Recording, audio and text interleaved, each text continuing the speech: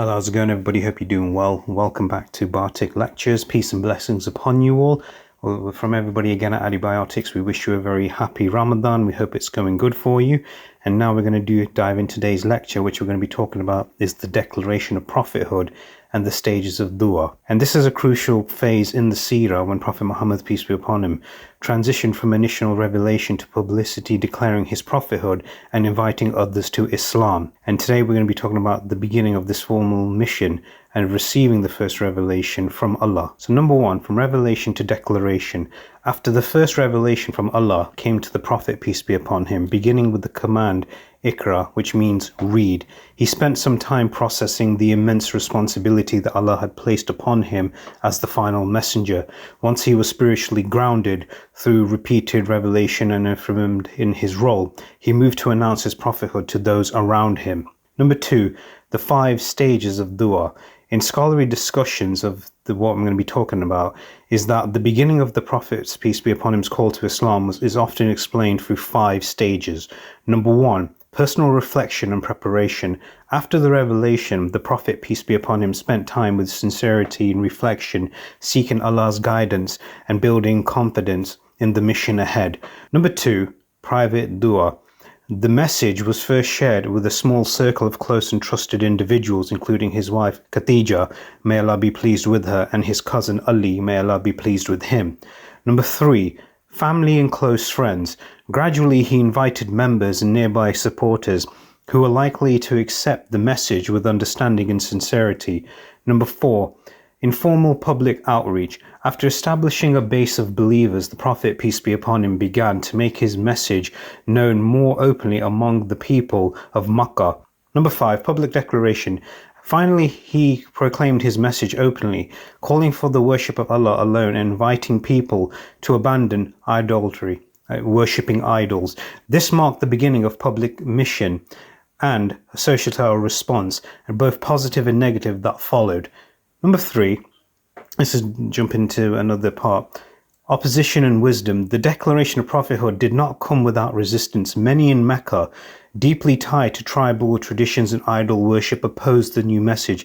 However, the Prophet, peace be upon him, remained steadfast, embodying patience, compassion, and resilience, qualities that Allah commanded in the revelation itself. Scholars have noted that the part of the dua began privately and gradually was to begin to prepare a community of sincere believers who could withstand later persecution and served as a base for strengthening others. Number four, lessons from the declaration. From this phase of the seerah, we learn several timeless lessons. Number one, purposeful planning. The Prophet, peace be upon him, didn't rush his mission. He proceeded with wisdom and timing. Number two, compassion and approach. The message was shared gently and gradually, respecting human dignity while remaining uncompromising in truth. Number three, courage among opposition. Standing firm in the face of rejection, mockery, and later persecution remains one of the Prophet, peace be upon him's, greatest examples of courage. Now, in conclusion, the Declaration of Prophethood marked a defining moment in human history, the point of which the Prophet, peace be upon him, openly invited humanity to submit to Allah's oneness. It began with personal preparedness, moved through stages of private and family approach, and accumulated in public proclamation that often changed Makkah and the world. Through his journey, we only not saw the beginning of Islam's public presence, but the profound lessons in leadership, patience, compassionate communication, lessons that continue to guide Muslims today. Now, time for reflective thoughts.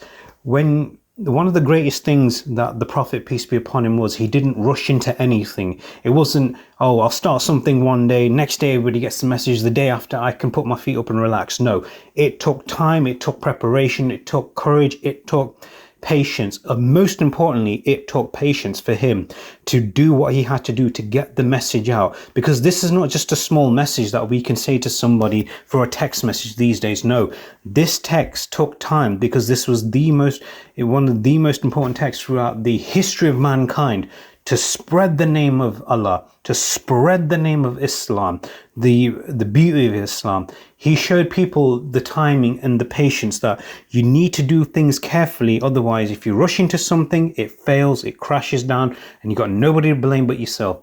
And that is a lesson we can all take as humans, not just as Muslims, but as humans, that we can take from the beloved Prophet, peace be upon him, and approach it to everyday life. That if you plan things carefully, and then it will be done better. But if you rush into something, you miss something, it all falls apart. It's like building a house. You remove one brick, the whole thing falls apart. Why? Because you didn't plan ahead. So we hope you like this lesson. We hope, and then there'll be more coming your way as well. Again, from everybody at AddiBiotics, happy Ramadan to you all. Don't forget to click subscribe and turn on notifications, and we'll see you all in the next video, God willingly. All the best, and God bless.